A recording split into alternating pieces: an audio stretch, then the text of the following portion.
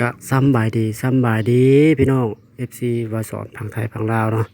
วันนี้บาสอนสิพาพี่น้องไปซื้อเตี๋ยวอยู่บ้านเวิร์นเฮานี่เองเนาะวันนี้เนาะพี่น้องบ่ฮู้ว่าสิเป็นห้านไผบาสอนบ่เคยไปพี่น้องเอ้ยกลับไปดูไปรับชมกับพี่น้องว่าห้านมาอยู่บ่อนใดเนาะกับบ่ไกลดอกพี่น้องบ่อยู่ใกล้ๆแถวสี่แยกนี่กกำสาเวิร์นเหนือเฮาเนาะขับเข้ามาฮอดเวิร์นเหนือแล้วกะวางตัวนี้เฮาก็ฮอด3-4แยกแล้วเลี้ยวขวาเข้าไปเลยพี่น้องเอ้ยเดี๋ยวไปเราบ่ทันฮอดเนาะซ้ายมือจะเป็นห้านเป็นเฮือนไอโอเดเนาะ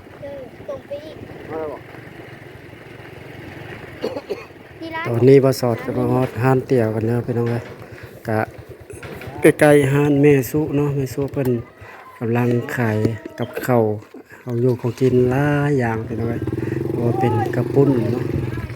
เป็นของอยู่ของกินเป็นของหวานแล้วก็ของเป็นไข่จ้ามบ่จังซี่เนาะแล้วก็อีหยังแน่หลายอย่างนะพี่น้องเนาะก็ไปอุดหนุนกันได้เด้อทางอาหารแม่สุก็ตอนนี้บ่สอนมาฮอดหันเกี่ยวกันแล้วเนาะพี่น้องก็มีหลายราคาพี่น้องราคาถ้วยละ30ถ้วย35ถ้วย40ก็มีเนาะพี่น้องเนาะก็ซื้อสั่งกันได้เด้อบ่ไกลห้านนี้ก็เลยกกจำสามาขวามือเนาะถ้ามาทางจักพันนั่นล่ะ3035เอา40อ่ะ ถ้วย40อันนี้เป็นอาหารเมสุหรือว่าอาหารเอยสุเนาะขายกับข้าวหรือว่าไปจะมักตอกมักตำพี่น้องเอ้ยตำส้มตำแซวตำจุจำจิมีเบ็ดพี่น้องเอ้ยนี่มีกระปุ้นมีนมจีนแล้วก็มีของหวานของข้าวพี่น้องมักอะไรก็เลือกเอาเลยพี่น้องมาซื้อมาถามกันเลยเนาะราคาเป็นกันเองยาสุเป็นยืนอยู่เนาะก็ที่มีจามไข่น้ำเนาะจามไข่อันเตียวนี่เป็นอันเตียวของไอโซหรือว่าลุงโซลูกชายเพิ่นก็ซื้อบุญเนาะน่าจะเป็นลูกชายเพิ่น ขายบ่สอนก็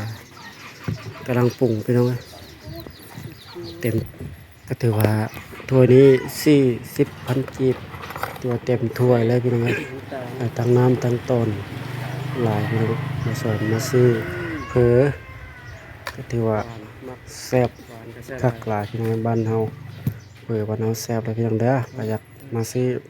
ก็มาซื้อกันหลายราคาเป็นกันเองเนาะราคา30,000 กีบ40,000 กีบมีหลายราคากระทามกันเลยเนาะ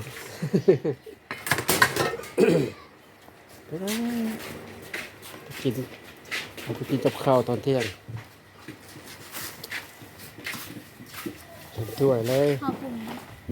ถ้วย40,000เลยจวด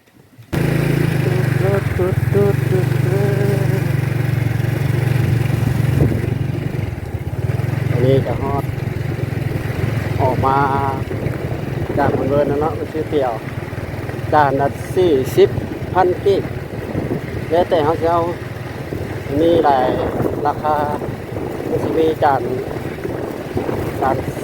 25,000จาน35,000นี่จะมาฮอดบ้านตัวแนนแล้วเนาะ จะมาฮอดเดือนประมาณตุเป้เพิ่นเนาะมีปั๊มน้ำมันนะปั๊มน้ำมันตุเป้เพิ่นพอแล้วเนาะโอเคเนาะขอบใจรับชมครับทีนี้มากินข้าวเที่ยงกับข้าว